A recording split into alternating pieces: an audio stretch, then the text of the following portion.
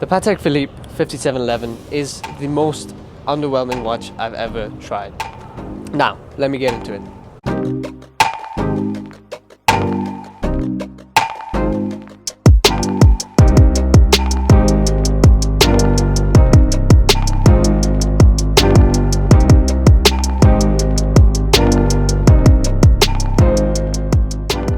Now I got to try this piece at Ken's Watches. Massive shout out to Ken's Watches because they're literally letting me get hands-on with these pieces, and these are quite exclusive watches. This is not a sponsored video or anything. I just want to give a shout out where it's due. So let's get on with the video. Hey guys, welcome back to Standard Time. Today we're taking a look at the Patek Philippe 5711 Nautilus with the blue dial.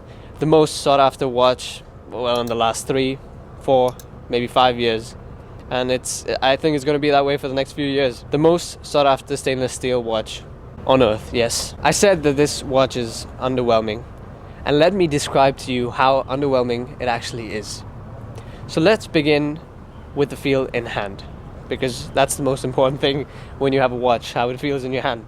It's not just about the aesthetics and pictures and from a distance, it's about how the watch is. So I picked up the 5711 and immediately I noticed the lightness of the watch. I was expecting a more solid, a little bit heavier watch.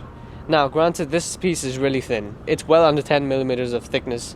So this piece is really thin and really sleek and flat on the wrist.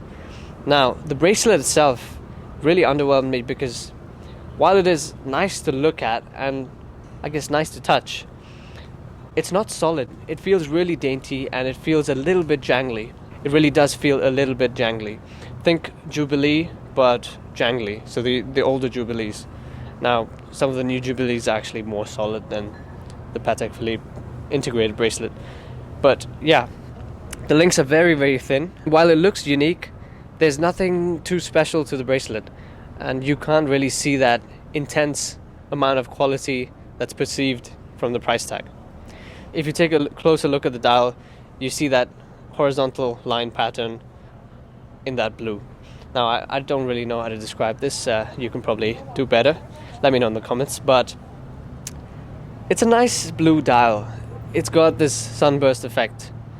But it's not a special blue by any means. If you take a look at a Lane Gelidas dial, now those are really, really unique blues.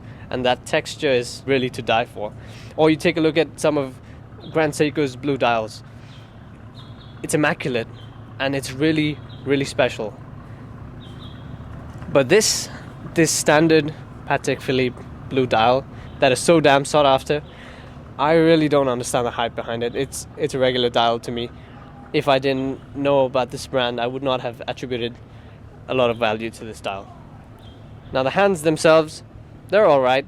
There's nothing too special about the hands. The general aesthetic of the dial is fantastic. It works really well to clean, simple aesthetic, but it's not 70 grand of aesthetic. So where is that 70 grand value really attributed to?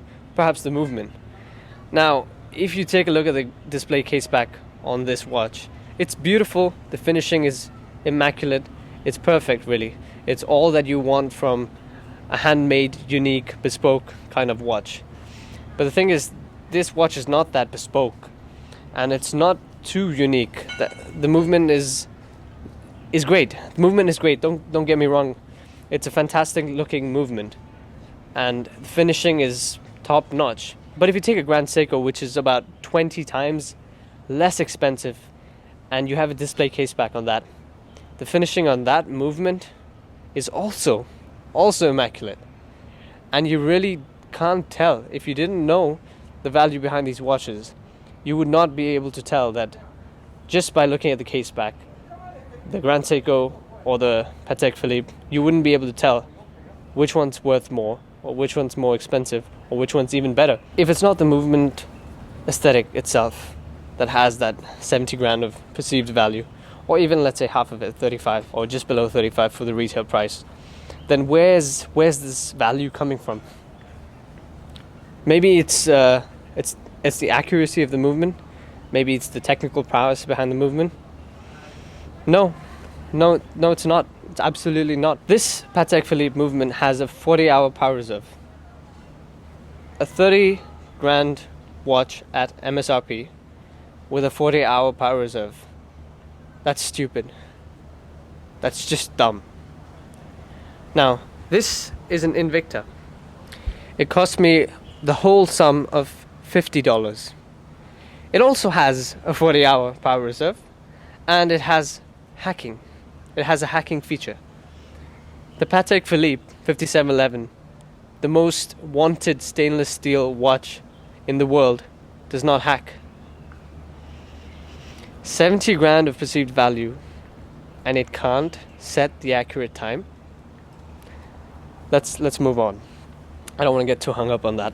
It's I guess you have to take the movement as a piece of art and a masterpiece in its own right, which in the first place I don't understand that. I don't understand why people really hype it up, because I took a look at it and it was nice, but that's it. It was just nice. Now I pulled out the screw down crown to position 1 to set the time. And the first thing you notice there is that the gear ratio is massive. Now what that entails is a tiny movement of the crown results in a large movement of the hands. So as soon as I pulled out the crown, the hands were flying all over the place because of that said large gear ratio. Now that's a good thing, because the crown is small and you don't want to spend too much time fiddling with that little crown to change time zones or set the time. That's a good thing. But the action of the crown feels so unrefined in the way that it is very loose. So there isn't any resistance when you turn that crown to set the time. So what that means is the hands fly all over the place when you start turning the crown. Now that feels a little bit poor. In terms of quality, that already feels not up to standard. But the real issue comes when you want to slot the crown back once you've chosen the time you want to set, which is already not that accurate because your second hand cannot match. So let's say you've reached the time you want to set and you quickly push back the crown in its position. The minute's hand is not going to be where you wanted it to be. Essentially, that little movement of shoving the crown back in really disturbs the minute hand, and you can't set the time easily. On a 35 grand, 70 grand watch, you can't set the accurate time because there's no hacking, and you still struggle to set the time to the right minute. That's frankly pathetic. Now, what else is underwhelming about the piece? The overall feel in the hand is a little subpar. I don't know if that was my expectation or the hype surrounding it, but it really did feel subpar. I recently spent time with the gold standard of watches, the Rolex Submariner, the 116610, so the previous model, but the new one and the previous one essentially had the same quality. And that watch felt so much superior in the hand to this Patek 5711. The quality definitely felt higher on that Submariner. Now, so I really can't understand why people are sitting here and dying to get a 5711, especially spending more than retail on it. I simply can't understand. So what that really means is it's really all about the hype. It's just the hype, it's just the status, it's just the perceived value, and it's just the perceived value within society that makes this watch so expensive. It's not the watch itself. So in order to conclude, where does all of this leave us at? Well, the 5711 is a fantastic watch that has stood the test of time. For something so iconic to remain iconic for so many years, and so many more years, I'm assuming, that's a remarkable feat. But that's the hype. It's the hype that carries the watch. It's not the watch itself.